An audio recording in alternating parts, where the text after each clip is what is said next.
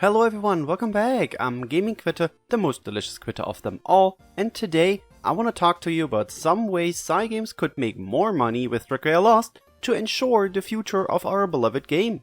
We all know that the game is extremely generous, and I love that, but it really wouldn't hurt the game to include more optional ways of spending money, besides summons and, well, maybe unlocking tomes or buying double drops. But before we start, I'm super curious. How much money have you spent on Dragalia Lost? Please tell me in the comments below. Now when it comes to monetization, let's start with the Kaleidoscape mode, because I feel like it could become a game mode that could draw new players in if it was advertised correctly, and it might do well with some ways of earning the game some money. I feel like there's a lot of monetization potential here. Firstly, I want to talk about my dreams and hopes for the Wormprint feature. As we know, when you play the Kaleidoscape mode with a character far enough, you can unlock wormprints that features their likeness and some nice new abilities. At first, some people hoped to see new art with this, but honestly, making new art for every character was a bit too much for Cygames to handle, and instead we just get their character art slapped on a wormprint and that's it. Not too bad, because in the end, who really looks at that anyway? Well, I would, with this cool new feature that could also help monetize the game. Let me explain. Have any one of you played like fighting games and created your own character? Very often you can create a portrait of that fighter, so you can find it in the character selection screen. Games like Soul Calibur or Tekken let you do this. The most fun is posing your character, finding cool angles, and just make them look dope. Or even Pokemon Unite has this feature, which lets you pose and place your trainer and then take a snap of it for your trainer card. You can probably guess by now where I'm going with this idea. I would love if we could do something like this in Dragalia with the wormprints. I mean, we can already spin around the characters when checking for details on a character, and there is a mode where you can spin the camera around to take pictures. And thanks to Skillshares, we know it shouldn't be too big of a problem to have animation poses for all characters. Now, imagine if you'd done your run and you unlock the wormprint of your liking. You could now pose your character, have them do a little animation or something, and take the perfect shot for that wormprint. And here's where the monetization could come into play. Since it would all be completely optional, this shouldn't be upsetting for anyone, I think. So something that could be buyable could be new poses for characters, face animations, or different borders. Once the picture is taken, there are tons of other possibilities too. Let us place stickers, cool effects like speed lines or fire, other backgrounds, speech bubbles. You could expand the range of this not only by unlocking them, but also by giving us paid options, which would be completely optional. But if you want to flex on others with your cool new flashy wormprint, you could. I also wouldn't mind us being able to place accessories on the characters, but that's something I wish we could just do in general. And yes, before you ask, people would do dumb stuff and loot stuff with this. That's part of the game. If Nintendo lets people do it in Pokemon Unite, we should be good to go in Dragalia. Now, the second idea I had for this video is something I will probably get crucified for. Look, I know, we're all probably tired of this, but it helps the game survive, it gives players an incentive to play, and it makes you feel rewarded when you gain the cool stuff. A battle pass system. It could apply to the Kaleidoscape, but also to the entire game in general. They could implement doing Kaleidoscape missions, like playing with a certain character up until floor 10 or 20, defeating a certain enemy type a certain amount of times, or just collecting points by playing the mode. This could level up your battle pass level and granting you rewards like this. There could be a free one and a paid one, so that even free-to-play players can use it for their benefit.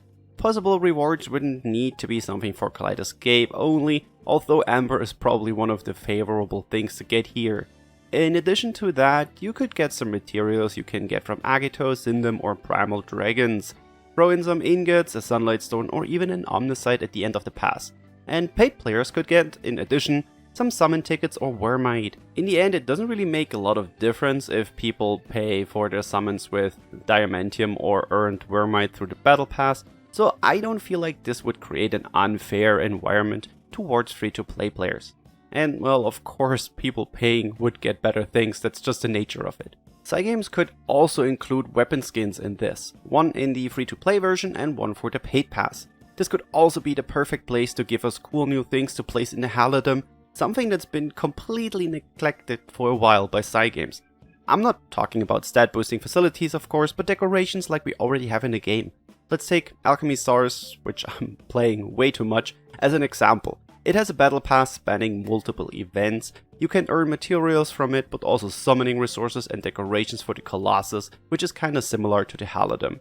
Now, if Dragalia would include a battle pass system, they could not just use it for the Collide Escape mode, but for events too. Clear missions in an event and gain points, which also unlock stuff in the battle pass. Of course, the points needed to unlock everything would need to be balanced, so you have to play a little bit of everything. I mentioned the weapon skins earlier, and let's talk about that a little bit. In the first year of Dragalia Lost, Cygames introduced a weapon which was only available for purchase, the Lucky Hanetsuki paddle.